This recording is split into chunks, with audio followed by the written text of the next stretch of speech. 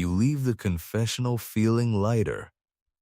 And then, in the car, it hits you you forgot one. Not because you were hiding it, not because you didn't want to say it, you simply forgot. And that lightness curdles into panic. Is my confession void?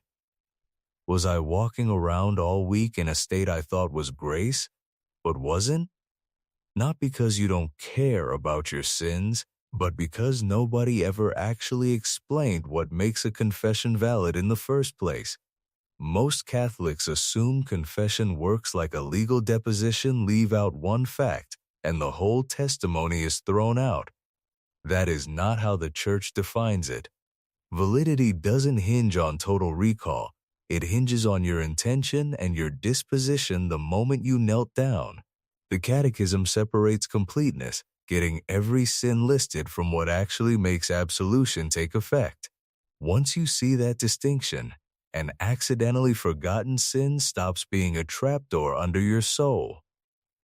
First, contrition, not memory, is the hinge. The Catechism calls contrition sorrow for sin, with the resolve not to sin again the most important act of the penitent. Nowhere does it require perfect recall as the condition for validity. It requires genuine sorrow. If your heart was turned toward God, an honest gap in memory doesn't undo that turning. You didn't withhold anything. You simply didn't have it in front of you. That's a limit of memory, not a defect of will, and the sacrament was built around the will. Think about your last confession the way you'd think about a phone call where the line dropped for one sentence. The whole conversation didn't stop counting. What mattered was that you called and meant every word before the line broke. Second, the Church names this exact scenario directly. The Catechism states that penitents are only obligated to confess sins they're aware of after a diligent examination of conscience, and sins forgotten through simple forgetfulness are still forgiven as part of the confession as a whole. You are not required to have a flawless internal ledger. You are required to try honestly, examine yourself honestly, and confess what surfaces. Forgetting isn't hiding. That's the same reasoning behind the daily examination of conscience the Church actually asks for, not a forensic audit, just an honest look, done as well as you're able that day.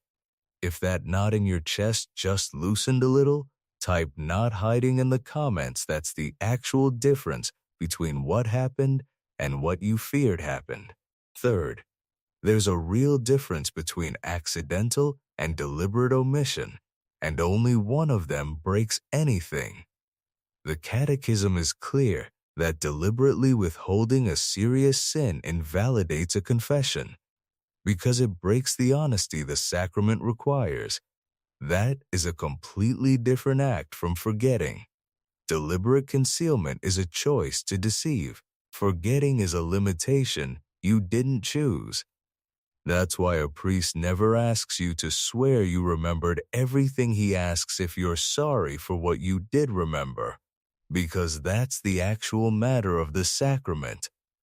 The Church doesn't punish the sealing of your memory. She punishes only the choice to hide. Fourth, you're not left without a remedy either way. The Catechism's guidance on ongoing conversion is simple. If you later remember a sin you'd genuinely forgotten, you bring it to your next confession, not out of doubt about the last one, but as ordinary spiritual practice, the same way you'd mention it if it had happened today. This isn't damage control. It's just how a real, ongoing relationship with the sacrament works. Plenty of saints kept a running mental note between confessions for exactly this reason, not out of guilt, but out of ordinary spiritual housekeeping. The same way you jot down a bill you forgot to pay, not panic that your whole budget was fraudulent. You keep bringing your memory to God as it clarifies, not because a door slammed shut behind you. Fifth, scrupulosity is the trap this whole question quietly feeds. Spiritual writers on confession, going back through the moral tradition built up around figures like Saint Alphonsus Liguori, recognized that souls in good faith would take a valid confession and argue it into invalidity, purely from anxiety, never from fact. That isn't extra devotion, it's a separate problem, worth naming honestly to a confessor rather than solving alone in your own head. If you've read this far checking your own memory against every sentence, that's the scrupulosity talking, not the sin talking, and that itself is worth mentioning next time you go.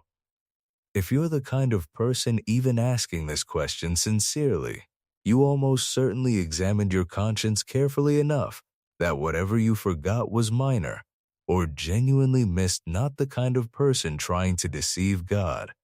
Every fear underneath this question comes from treating confession like a courtroom transcript, instead of what it actually is, an act of turning toward God with what you honestly have in front of you. You didn't withhold your sin. You didn't choose deception.